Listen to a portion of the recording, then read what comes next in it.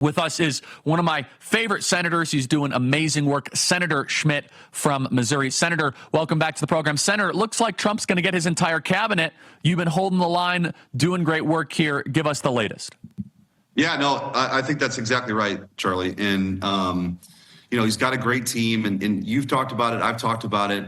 I think the conference understands, and certainly something that I've been talking about a lot, is this election cycle was the disruptors versus the establishment, right? And he deserves to have a team in place that's going to be real reformers on the inside. And I think, the RFK pick, the Tulsi Gabbard pick, which were, some of the results maybe were in question a little bit earlier in the week in committee. They both came out of committee, and I expect them to get confirmed next week, both of them. Kash Patel, we'll probably vote on him in judiciary next week. So he'll be a few days behind that. But having said that, I think they're all in really good shape. And I think it's important. I think it's important to honor, the trust that voters gave President Trump to pick his team and this broad coalition now that we have. And I think his cabinet reflects that broad coalition and, one of the main reasons they all need to move forward. And I think they will. One last point on that.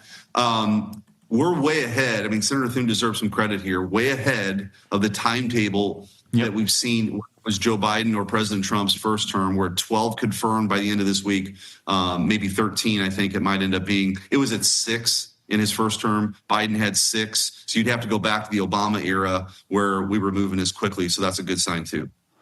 It's a great sign. And that's also, just mention that with maximum Democrat opposition, every trick in the parliamentarian handbook. Can you speak about that? You got Senator Schatz from Hawaii who's saying he's going to delay everything over USAID. I mean, it's like every possible trick. How has that made it a little bit more difficult? And how do you navigate such delay tactics by the Democrats?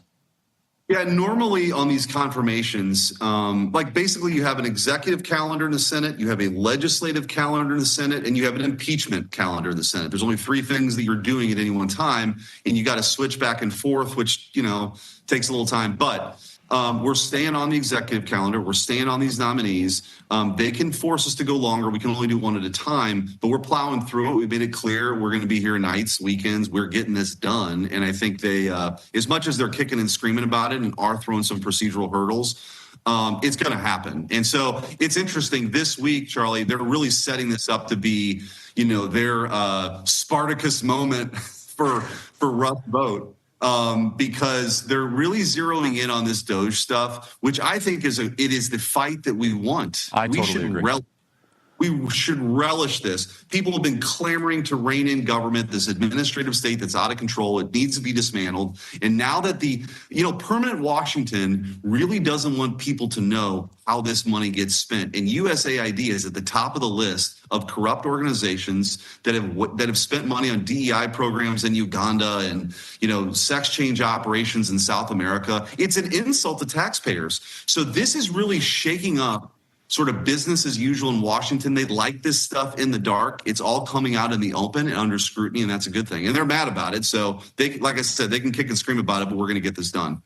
Yeah, and again, it is about making government more efficient. And just so everyone understands, from the 2019 to 2020 fiscal year to today, so in about 4 years of fiscal year, our federal budget has nearly doubled. Doubled.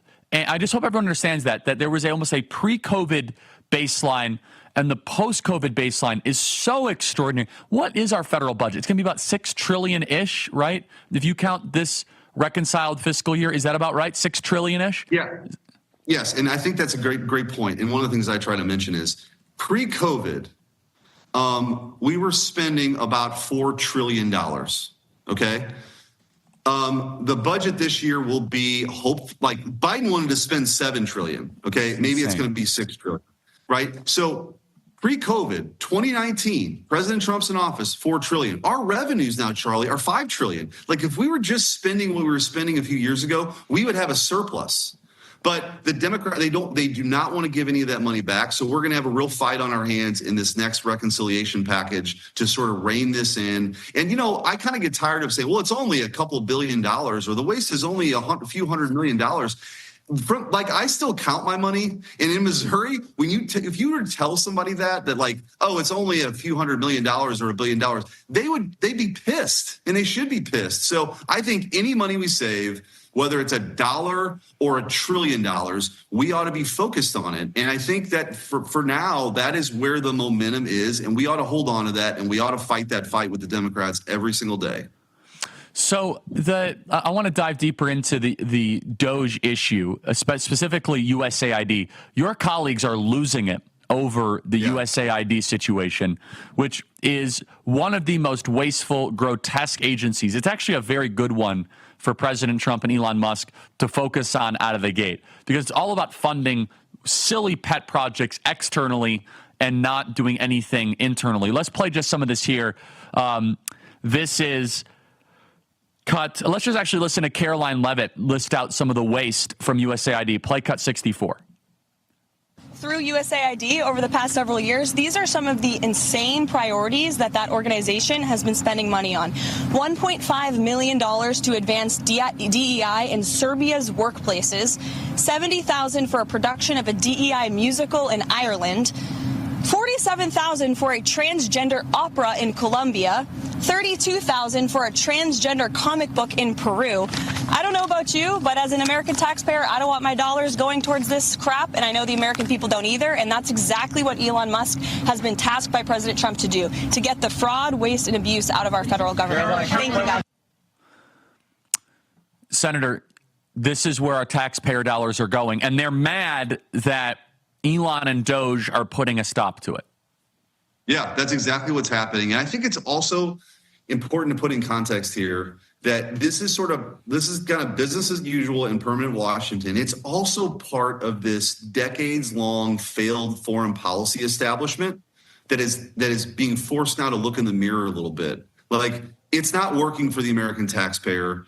As Secretary Rubio said, the only money that we should be spending anywhere in the world is if it advances U.S. interests, our core U.S. interests.